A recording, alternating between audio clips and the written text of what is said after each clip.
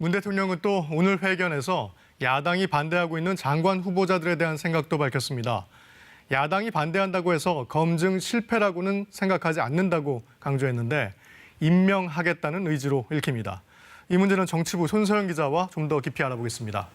자, 회견을 들어봤더니 대통령 입장이 매우 단호하더라고요. 네, 관련 질문이 예상됐던 만큼 작심한 답변이었을 겁니다. 네.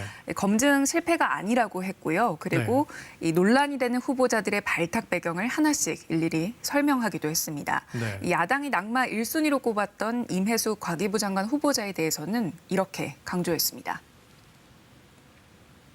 성공한 여성들을 통해서 보는 로망 또는 그 롤모델 이런 게 필요합니다. 그런 많은 생각을 담고 지금 여성 후보자를 지명한 것입니다. 네, 대통령은 또 지금처럼 이렇게 무한주기식 청문회로는 인재를 발탁할 수 없다 이렇게 말하면서 좀 제도 개선의 필요성을 이야기하기도 했는데요. 야당의 공세를 좀 꼬집는 것이기도 했습니다. 다만 문 대통령은 바로 결론을 내리진 않았고요. 국회의 논의를 조금 더 본 뒤 종합적으로 보고 판단하겠다 이렇게 말했습니다.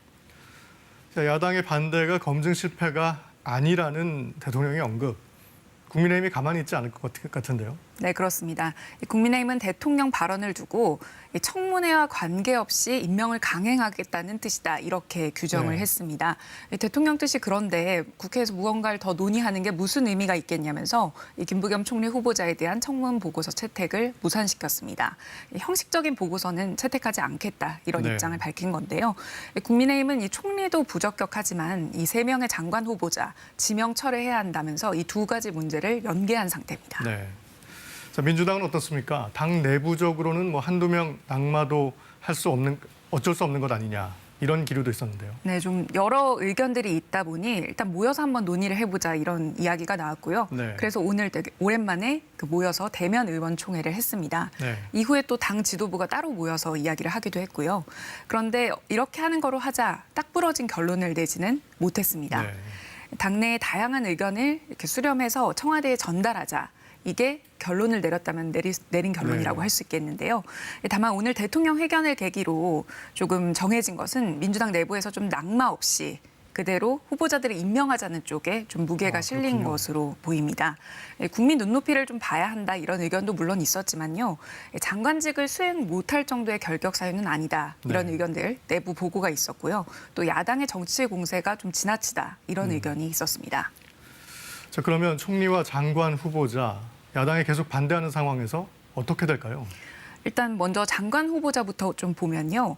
청와대가 임명 의지가 있다면 내일 언제까지 청문 보고서를 다시 보내달라고 국회에 요청을 하게 될 겁니다. 이 시한이 지나면 이 국회와 관계없이 대통령이 임명하는 것이 가능해집니다. 시한이 좀 얼마나 기냐 짧으냐에 따라서 또 의미가 좀 달라질 수 있는데요. 이 시한이 짧으면 임명 의지가 강하다 이렇게 볼 수 있을 것 같고요. 반대로 좀 길어진다면 여론 추이를 좀 더 살펴보겠다 이런 의미로 또 해석할 수 있습니다. 김부겸 총리 후보자의 경우에는 사실 곧바로 본회의에 올려서 임명에 동의하는지 투표를 하면 되거든요. 그런데 이제 민주당이 이것을 수로 밀어붙이기에는 상당한 부담이 있기 때문에 최대한 마지막까지 야당과 협상할 것으로 보입니다. 알겠습니다. 지금까지 정치부 손소영 기자였습니다.